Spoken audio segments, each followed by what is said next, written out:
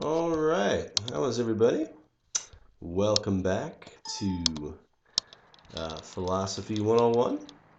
Hope you have gotten comfortable by this point with the Blackboard system. This week will be one of what I'm calling the typical weeks. Starts off with you answering some reading questions. You get a lecture on the same text, going over those same questions, and then you proceed to answer your discussion board questions.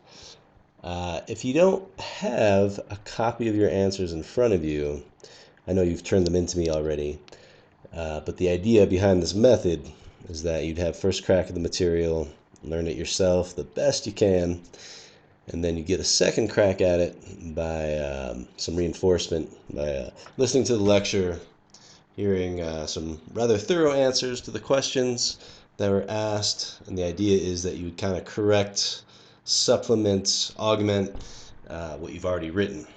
Sometimes you're not really correcting, you're just maybe filling in a little, that sort of thing. So if you don't have a copy of your answers out, please pause this presentation and do that. All right, so let us begin.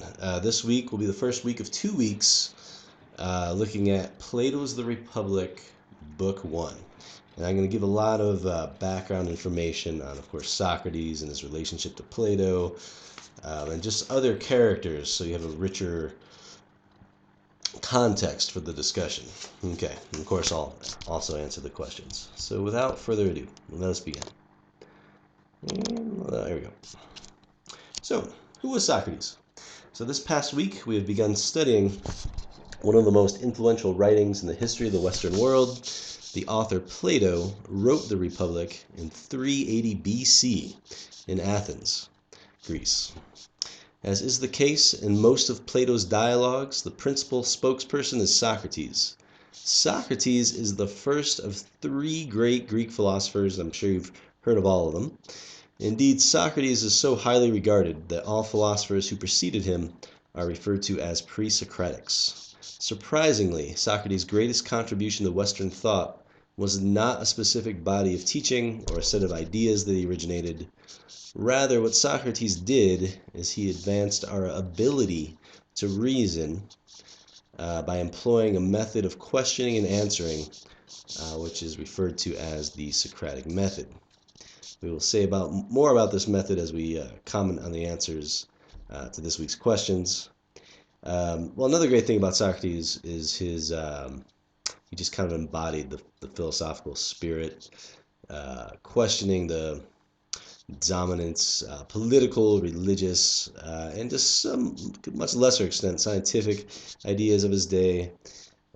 He's kind of like the patron saint of philosophy in a way. He was literally martyred for his troubles. But we'll have opportunity to comment on some of those features of his life later on. Okay. Socrates actually didn't write any books himself, nor did he teach in anything resembling a school or university. He more or less made a nuisance of himself by questioning various leaders, mostly political and religious, on questions pertaining to ethical notions such as justice and virtue. During the course of these conversations, Socrates would challenge their ideas and indeed their authority by showing them through the course of an argument that they did not really know what they were talking about. Socrates was eventually imprisoned and forced to drink poison for his troubles, and his death, again, kind of shows how powerful ideas can be and how by challenging the ideas of those in power, one can alter the social structure. And indeed, the history of the West, Socrates became a model for that kind of critical evaluation of the status quo. Okay, now let's talk a little bit about the relationship between Socrates and Plato.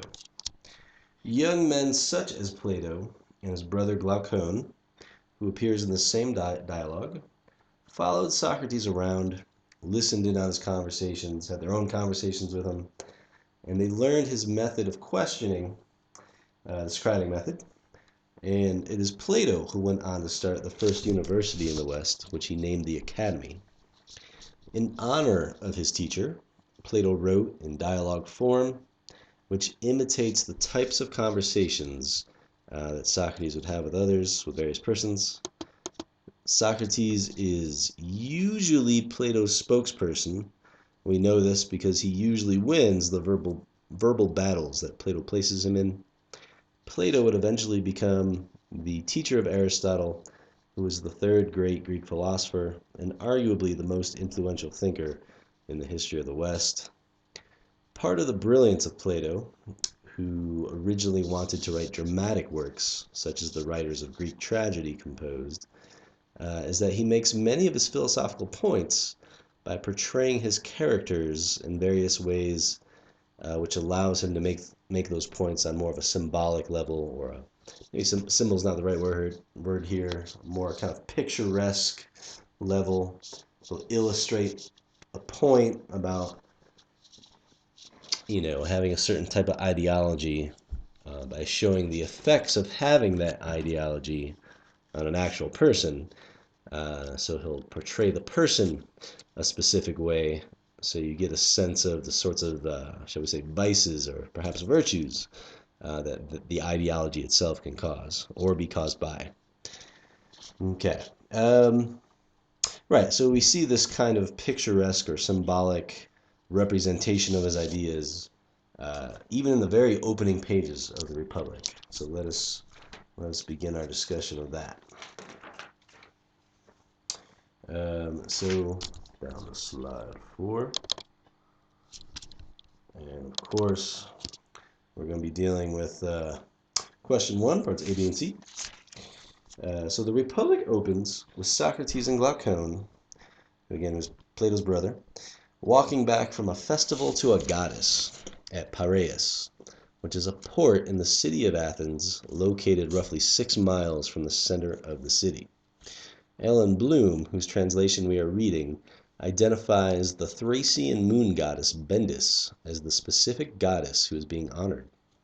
The Thracians were a group of tribes who had settled in what is now southeastern Europe. Hence, this was a festival to a foreign goddess. It's worth pondering why Plato begins his story detailing a festival to a foreign goddess.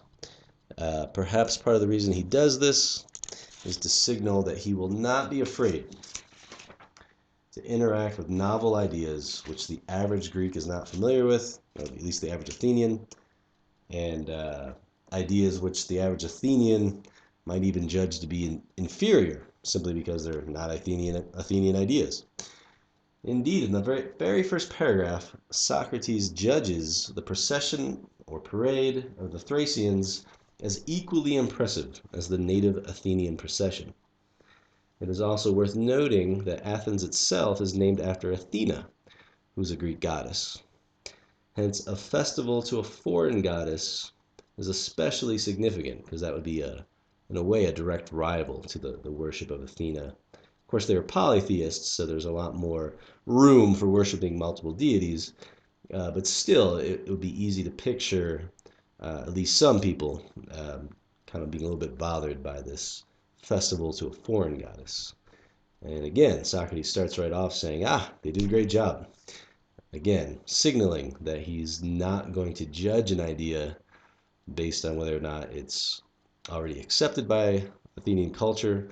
He's going to try and judge things on their own merits. So Socrates has visited the festival with Glaucon. Younger brother that he is, Plato goes on in this dialogue to make some thinly disguised criticisms of Glaucon. We'll get to those shortly.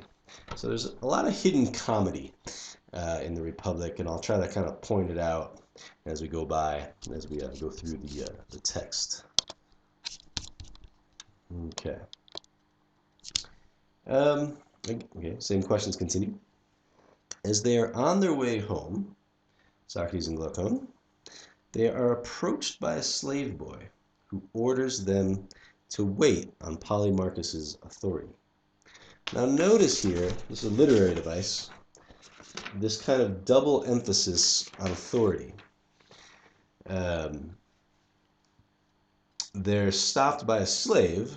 Of course, slaves are hopelessly and unjustly under authority, and that slave is commanding them, stop. So you get the sense right away that Plato has something to say about the abuse of authority. Now, Polymarchus was the son of Cephalus, who appears a little later. His family made their wealth manufacturing weapons, which is worth keeping in mind when we discuss the theory of justice that Polymarchus suggests below. In regard to question 1, we have more or less answered parts A, B, and C. A little recap: Socrates is traveling back to the center of Athens from the port city of Piraeus with Glaucon. They had been attending a festival to the goddess. They're intercepted by a party headed by Polymarchus. Interesting that one of his companions is Glaucon's brother Adeimantus, which means that Plato is inserting another brother of his own into the narrative. And this is interesting about Polymarchus. In real life, he was eventually killed by a tyrannical group called the Group of 30. Like Socrates, he was also forced to drink poison. Plato's original audience would have been aware of these facts. So Socrates was dead by the time the Republic was written. And Polymarchus, in some ways, is being set up as kind of like an opposite of sorts, or a parallel, a dark parallel of Socrates. Socrates wants to talk things out, as we'll see in a minute. Polymarchus refuses, but they're linked by the manner of their death. Polymarchus his family made their fortune selling weapons, which I think we just mentioned. Maybe we haven't mentioned that yet. I think I mentioned it a little bit later. But it's interesting to mention because, again, Plato wants us to start thinking about power, authority, and the main character thus far ordering Socrates to stop. Not only is he a slave owner, he's a person that manufactures weapons for a living. Okay. Now let's go on to question 2. So Polymarchus, of course, is rather insistent that Socrates and Glaucon return to the festivities. Indeed, he orders them to stay and points out to Socrates and Glaucon that they are outnumbered. Question 2b asks, how does Socrates wish to decide whether or not to stay? And this is key. Socrates wants the opportunity to persuade them, the larger party, presumably by giving arguments on whether or not staying is a good idea, that they should be allowed to go on their way. Polymarchus responds to Socrates that he couldn't possibly be persuaded because he will not even listen to what Socrates has to say. Here Plato is linking the use of force with the refusal to reason. This is a recurring theme in the Republic. We can either resolve disagreements through the use of force or by talking through and discovering what the best idea to follow really is. The tragic irony is that both Polymarchus and Socrates will eventually be killed by the use of blind force. Again, Plato's original readers would have been aware of this, and hence so should we.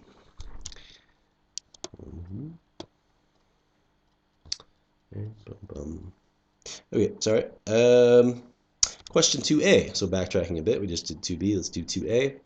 Asks what experiences Polymarchus offers to Socrates and Glaucon to convince them to stay. He mentions a torch race on horseback and an all-night festival with young men to talk to. Now, if you are at all familiar with Greek culture, you know that older men did not merely talk to the younger men. It was commonplace, especially among the rich, for the older men to seduce the younger men. In the text, Polymarchus is mentioning having conversations with young men in the context of an all-night festival filled with much drinking and celebrating. So it's not really a stretch to think that Polymarchus was suggesting more than mere conversation here, even though the suggestion is not explicit. And again, there's also a little bit of hidden comedy here. Remember, Socrates, he likes to reason with people through, actual discussions. And Polemarchus starts off saying, look, I'm not even going to listen to you. But guess what, Socrates? Later on tonight, there's going to be young men around, and you can talk to them.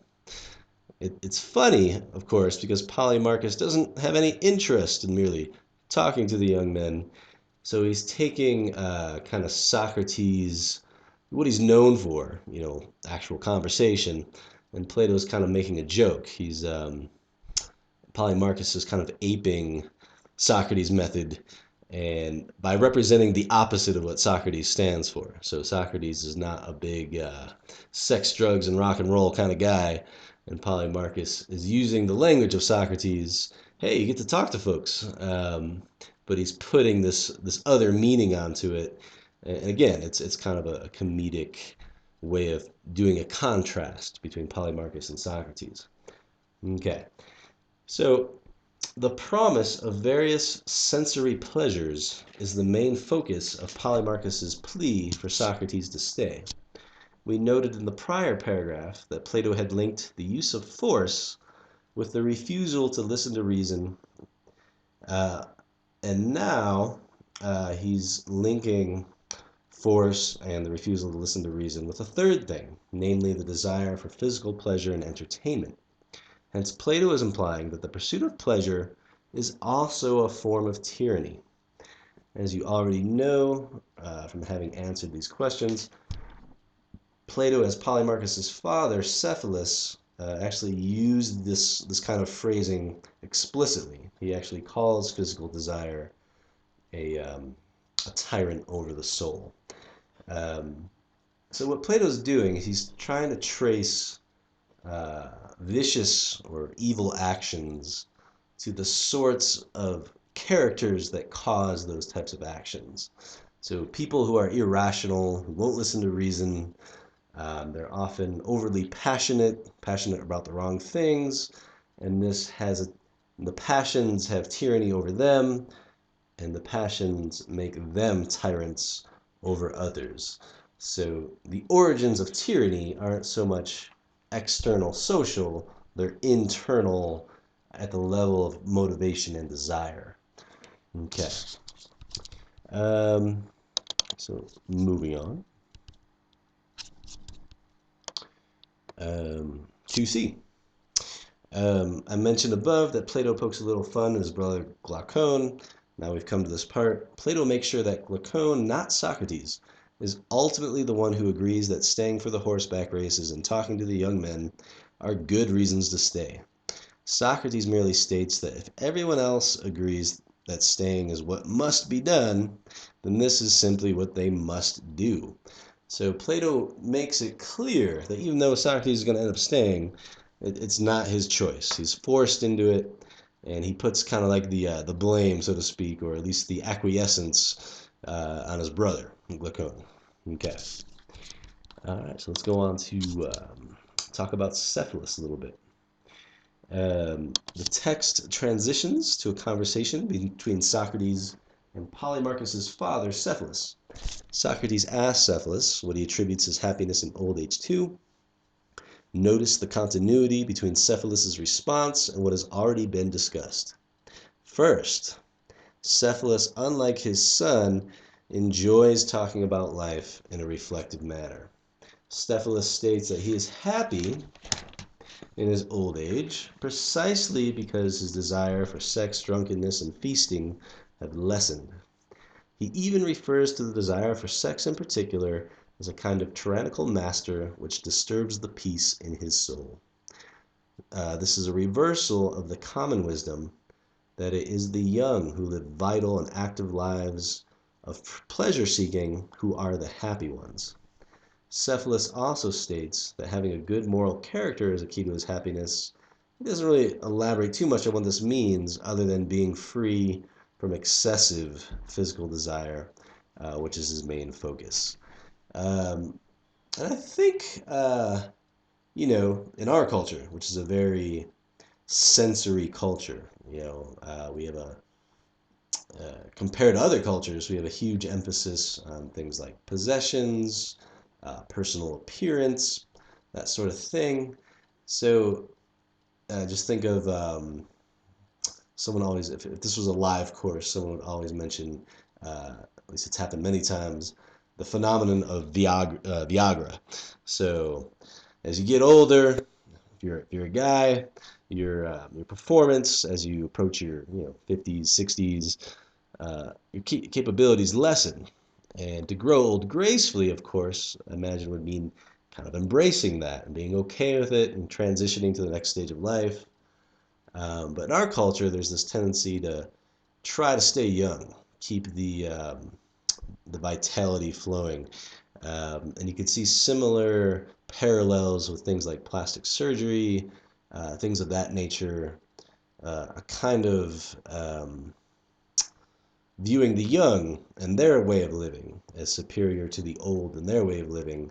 In Cephalus, he's giving a very different view here. He's saying, well, no, I'm actually happier in old age. I have peace. I'm more reflective. I get to think about how my life has gone. I'm not a captive in a sense of desire. So I think it's fair to say that this is still a reversal of common wisdom. Cephalus's view here. All right, so 3b. Cephalus on old age continued. Now, Socrates, he plays devil's advocate here. He says most people would attribute Cephalus's peace in old age to the fact that he is wealthy. Cephalus acknowledged that there is some truth to this, but not as much as people might think. He acknowledges that being rich makes life easier, as he states that the decent man would not bear old age with poverty easily. But he also states that an indecent person, the person who has not freed himself from excess desire, will not bear old age easily, even with great wealth. Hence, according to Cephalus, wealth has a role in relieving us from desperate situations, but it cannot be the main source of happiness. Money can give a person access to many pleasures, but the key to happiness is to reduce the desire for those pleasures.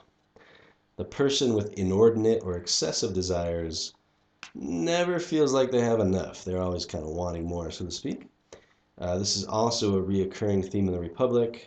Renouncing the pursuit of desire promotes peace on both the individual and societal level, because when people want less, there's less to fight about, both internally in the form of frustration at what you don't have, and with other people in competition for physical goods. Okay. Okay, so let's go on to Cephalus also has a further thought about wealth.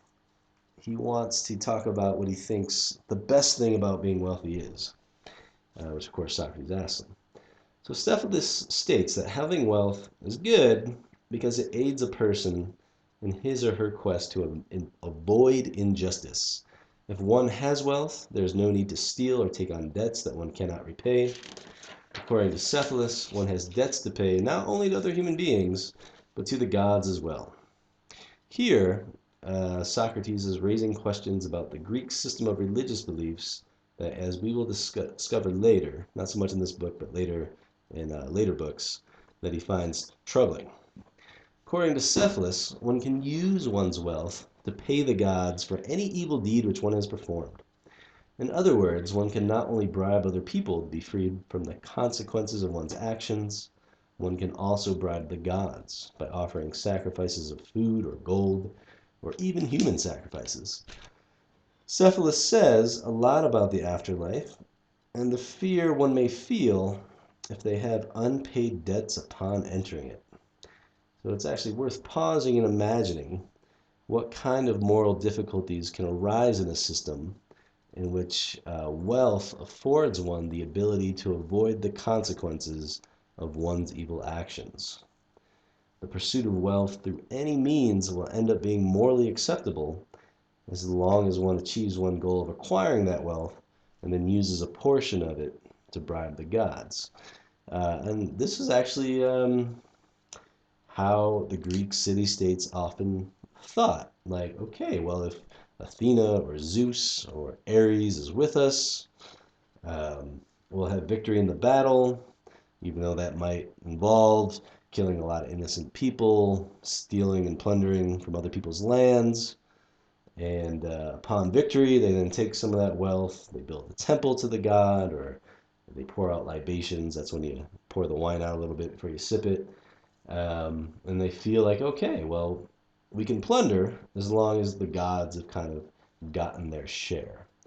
Okay, so again, Socrates just kind of raises the subject matter here, but he doesn't actually interact with Greek theology, which he'll do in book, I believe 3 is the first time we'll come across it significantly, until a little bit later on. Okay, so Cephalus, admirable as he is in some respects, can stand to benefit from thinking through the nature of justice. And to this we now turn.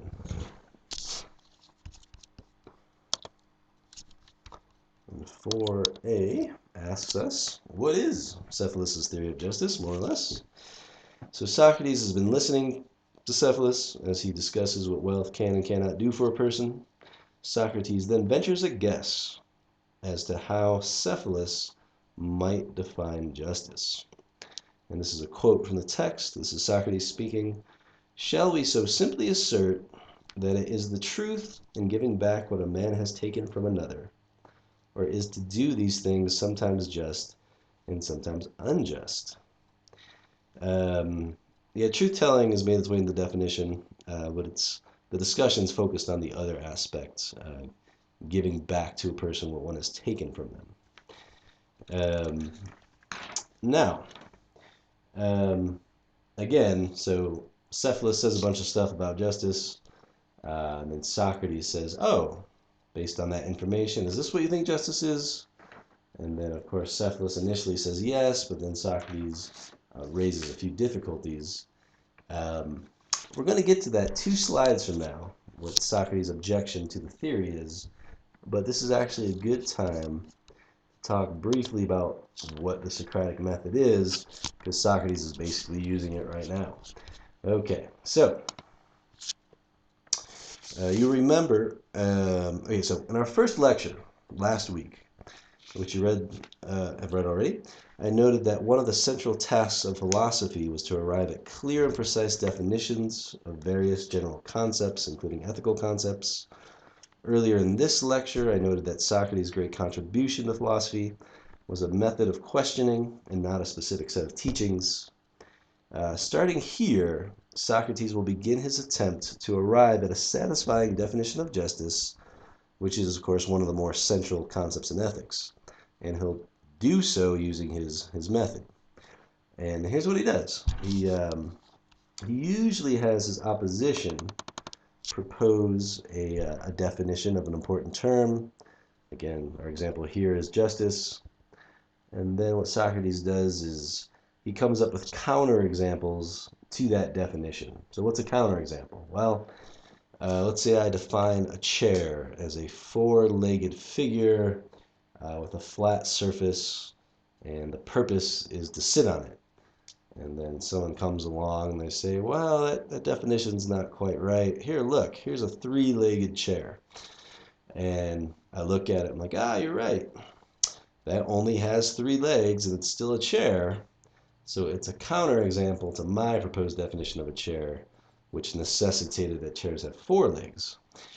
And then once a counterexample is proposed, if it's a really serious difficulty that has been raised with the definition, then sometimes we just abandon that proposed definition and go in a different direction altogether.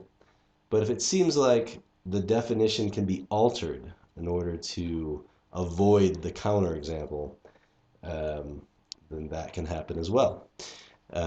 So on the slide I say that third dot here, the proposed definition is either revised or abandoned. Okay, and that is in essence the Socratic method. Still widely in use today. Okay, now let's go back to Cephalus' definition of justice. He says justice is telling the truth and giving back what one has taken from another. I just slightly reworded it. As a criticism of this definition, Socrates gives a counterexample. He has us imagine a situation in which giving someone back their rightful possessions would be unjust because doing so would result in great harm. So remember, Polemarchus and Cephalus, they're weapons manufacturers. So they arm the military and that sort of thing. So this counterexample is custom tailored by Socrates just for them. So imagine you had borrowed weapons from a friend, and he or she demanded them back, even though he or she was not of sound mind. Perhaps they've been drinking or having a psychotic episode, or for some reason they're just not in touch with reality. Socrates points out, look, it wouldn't really be just to give them back their weapons. Hence, justice can't be simply giving back what one has taken from another, because sometimes it's unjust to give a person what's rightfully theirs in normal circumstances, because doing so could cause great harm. So a common example today, you're out with your buddies, your friend's been drinking, somehow you get their car keys, they want them back, and you say, nope. Again, that's just. That's the right thing to do, even though you're not giving them back what's theirs, at least not right away. Okay.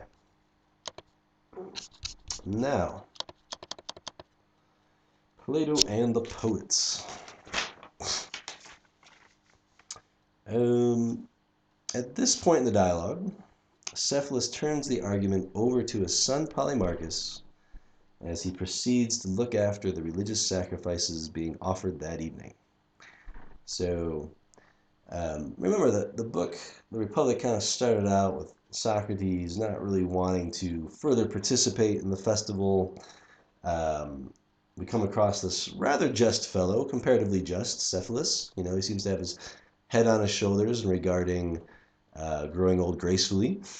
And yet, he's abandoning this kind of philosophical conversation on, this really important question, what is justice, to go do what he's always done, kind of participate in the religious sacrifices.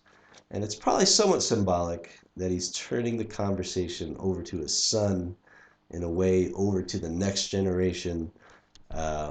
Socrates tended to have much more influence over the young men he talked to than over the older men, who he just usually tended to infuriate. So there might be a symbolic point being made here. Okay. Now, Polemarchus modifies the original definition of justice in light of Socrates' counterexample. He agrees with Socrates that we should not return weapons to a person who is out of his or her mind due to drugs, drink, or illness, yet he is reluctant to let go of the claim that justice involves giving people what they are owed, and the reason he's reluctant to give this up is because such a view was proposed by the poet Simonides, who's kind of taking the definition on Simonides' authority. Now, Socrates states that such an authority as Simonides ought to be respected, but that he cannot figure out what Simonides meant. So here, Socrates is using a little bit of strategy. We know from other writings that Socrates and Plato are no friend of the poets. We'll go into that a little bit. But he doesn't want to insult Polemarchus, being like, no, Simonides, don't listen to that guy. So he says, okay, yeah, sure, he's a respectable authority, but we still have to figure out what he means. Just briefly, why do Plato and Socrates have a very low view of poets such as Simonides? And this is because they're often credited with being wiser than Plato and Socrates thought they actually were. And they're also credited with having knowledge of the gods' and goddesses' character, and will for various persons.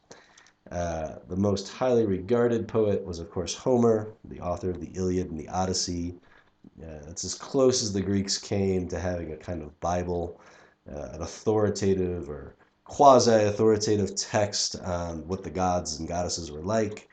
And again, Socrates and, of course, Plato, since the Greek gods and goddesses are portrayed in this unethical manner, I don't know if you've read any Greek mythology, they just think these poets are wrong.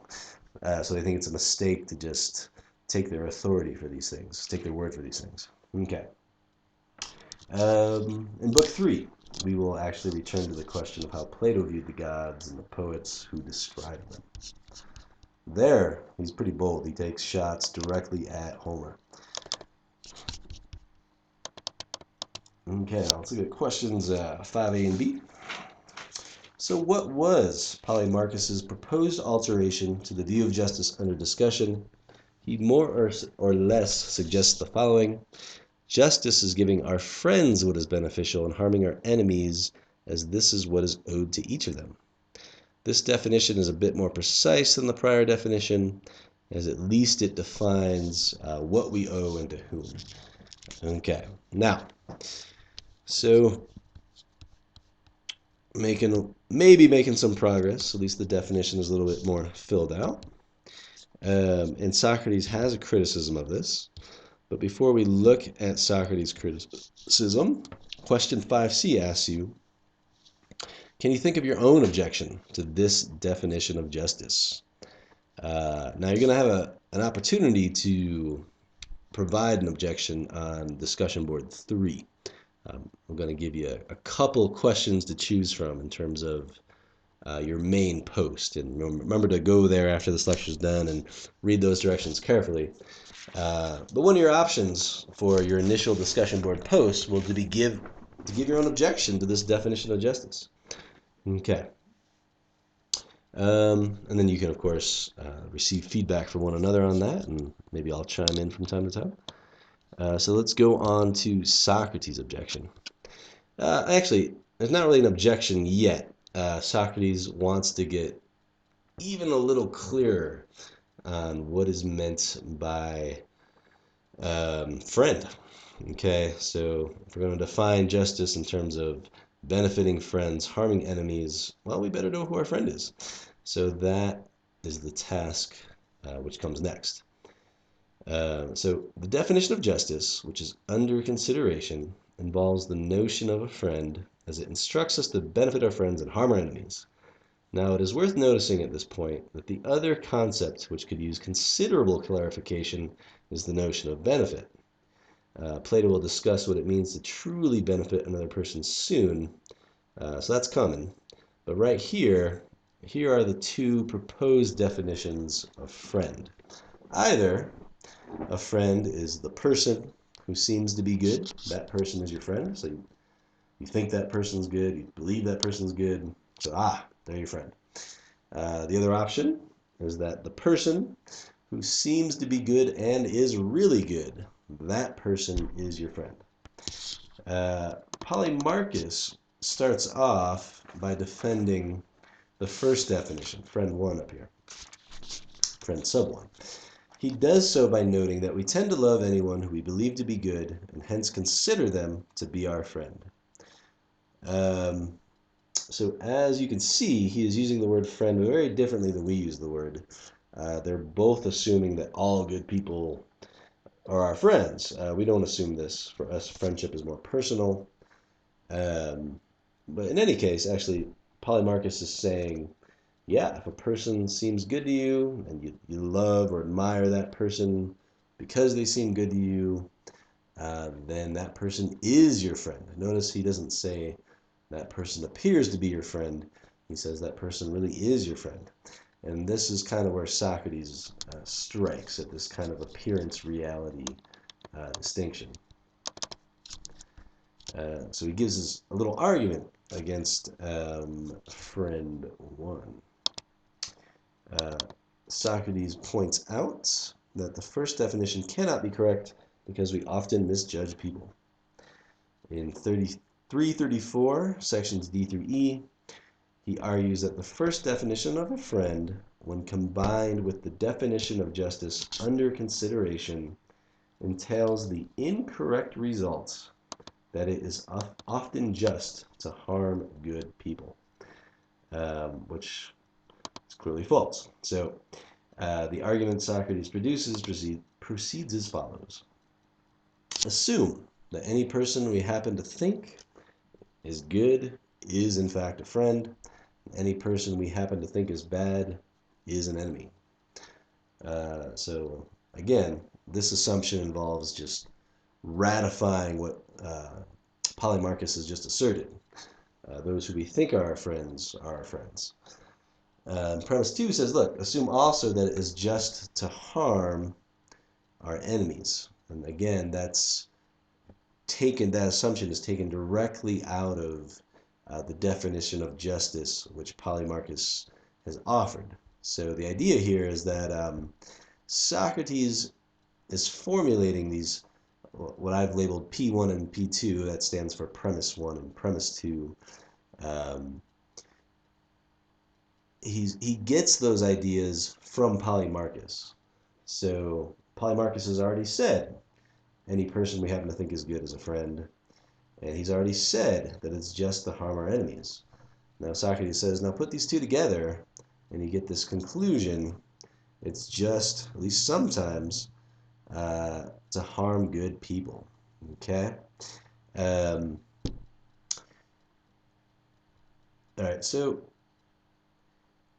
now if you look closely at premise 1 and premise 2, and a premise is basically, it just means a reason to believe a conclusion. If premise 1 and premise 2 are in fact true, then the conclusion follows. In other words, it's impossible for premise 1 and premise 2 to be true and for the conclusion to be false.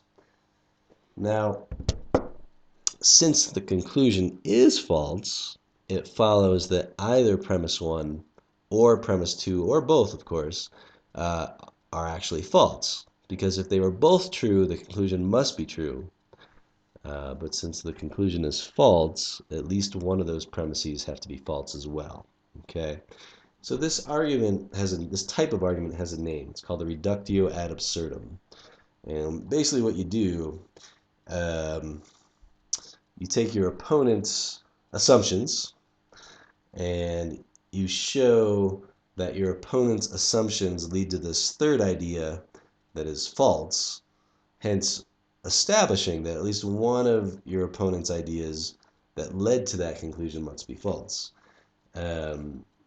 Now, you'll also have a discussion board question which will allow you to get more familiar with reductio ad absurdums. It's such a common argument form in Plato's this dialogue in the Republic, but also in greater philosophy as well. So one of your options for your discussion boards will be to practice reductios. Okay, so look forward to that after the lecture. Now, Socrates then notes, back to this little argument, that the second definition of friend does not have this false consequence, or does not lead to this false conclusion. This is why they decide that the second definition, friend sub 2, is the more accurate definition of friend. Okay.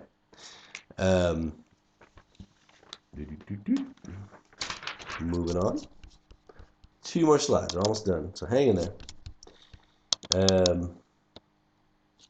Now, so even though progress is being made, Socrates thinks that this definition has at least one fatal flaw. Socrates does not think that just actions ever harm anybody. He thinks that the just person behaving justly has a positive effect on others by improving their character, or at least preventing their character from becoming worse. This is because Socrates thinks justice simply is something called human virtue, and that the virtuous person is in the business of improving the character of others, even when he or she appears to harm them by, for example, imprisoning or killing them. So let's think about that case. You go to war. Let's say it's a just war. Your nation has been attacked. Socrates actually fought against the Persians when the Persians attacked. So if you've seen that awful movie 300, Socrates actually fought in that war. And let's just, for the sake of argument, say the Greeks defending themselves against the Persians, like that's a just good thing to do, protecting their culture, their society. I just lost my train of thought. Oh yeah. So in order to do that, though, right, they have to kill some Persians. Um, so how would Socrates think of that? Well, I think he'd say something like this: the Persians were doing something evil. So by killing some Persians and stopping them from doing evil, that served as a correction um, to Persian society. Like, look, you can't get away with this. And even the people who are killed, at least you've prevented them from doing further evil. And as we'll see later, actually Socrates and Plato, they actually believe in an afterlife kind of scenario. But even without bringing up the afterlife, they think you're doing a person a favor whenever you prevent them from doing gross evil. So the just person doesn't really, at least not on the deepest, most meaningful level, that person, when acting justly, doesn't harm anybody. They might harm their body, they might cause them psychological discomfort, they might even kill them, but at least they're either improving that person's soul or at least keeping that person's soul from becoming even more unjust. Okay. And then, oh, so yeah, now you can read it on the slide. Apparently I forgot to fast forward. No big deal. Big recap here. Goes over the same example, so feel free to read it. A little reinforcement, never hurt anybody. Okay. All right, so looking ahead, we'll have a lot more opportunity to define the central concept of virtue, which Socrates thinks is a synonym for justice, at least in the for an individual person. So we'll say more about that in coming weeks.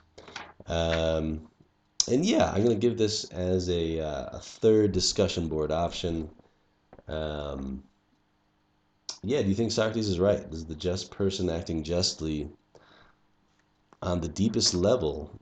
Is that person really harming other people, even if they imprison or kill them?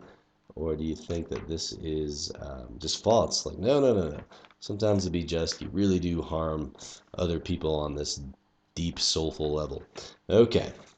Yeah, so go ahead and go to the discussion board. Hope you learned a lot about the Republic and maybe even about human motivation and character.